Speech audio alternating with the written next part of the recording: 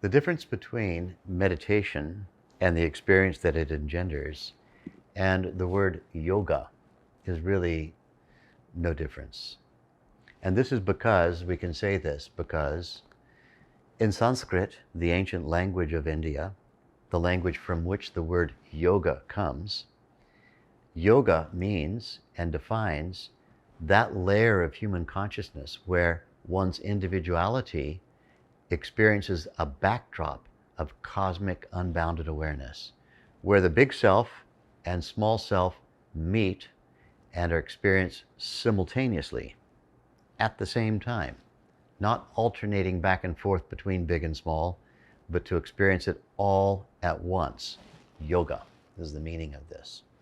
In the West, yoga has come to mean, going out to a studio and doing some bends and stretches and trying to make breakthroughs in your physical flexibility and, having all kinds of organic coffees afterwards and lots of Instagram posts and wearing certain kind of clothes that come from certain brands that are all, ferociously competitive with each other.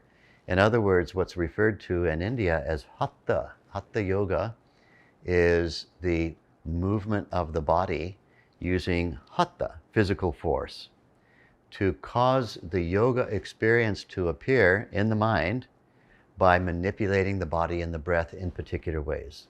And it's a very time-honored tradition, most of which comes down from the traditions of Sri Krishnamacharya, who had two illustrious students, Sri Patavi Joyce, who I met and was a friend of mine, and BKS Iyengar and his brother BNS. Also, Yogananda, Paramahansa Yogananda, spoke of yoga in consciousness terms, although he himself was not a practitioner of hatha or proponent of hatha. He spoke of yoga and the yogic way of thinking. The word yogic and the word Vedic are very closely aligned. Yoga as a philosophy was first expounded by a Maharishi of our tradition, whose name is Patanjali. Patanjali wrote a treatise about 2,600 years ago entitled the Yoga Sutras.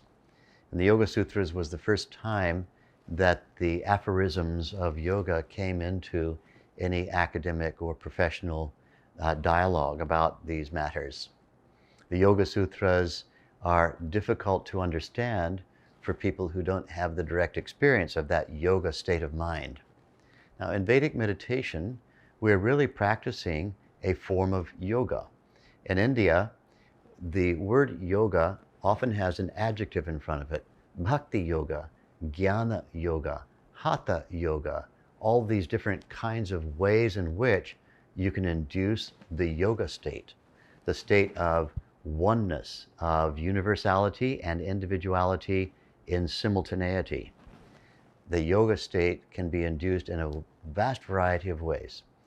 One of those ways, which is the teaching of my tradition, in Sanskrit is referred to as Nishkam Karma Yoga.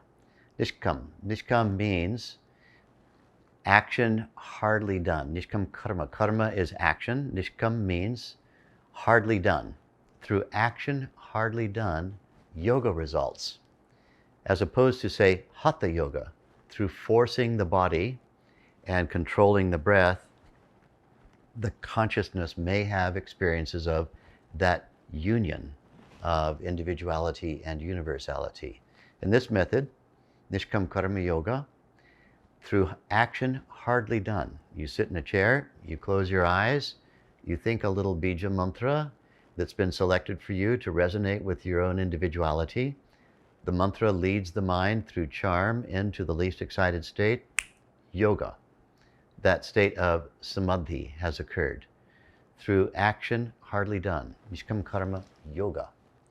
And Bhakti Yoga, through devotion, you can gain yoga. Jnana Yoga, through knowledge, you can gain yoga. Raja Yoga, the yoga of kings, that method of yoga that depends upon intellectual analysis of everything in the universe. And there's absolutely no denying that there are many long and burdensome, tiring ways of getting to yoga. In fact, at last count, there were about 1,008 variations of adjectives that could be put in front of the word yoga.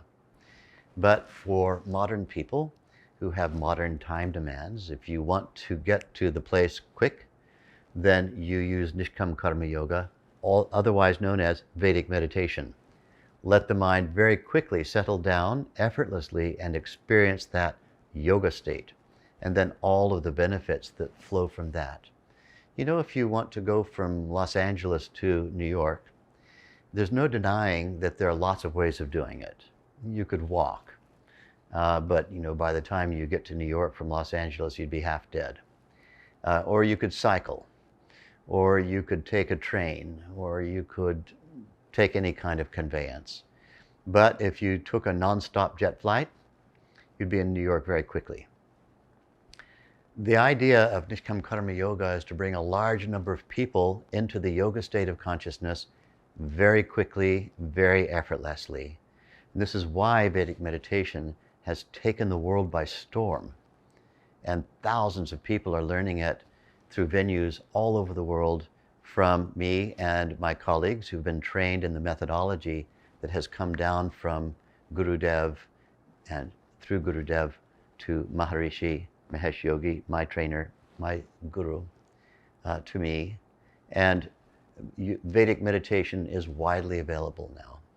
And so this is the yoga of individuality meeting universality through a quick, simple, effortless technique, Nishkam Karma. And the true meaning of the word yoga lies in that experience. Yoga is not actually yoga unless it delivers that experience of the meeting point between individuality and universality.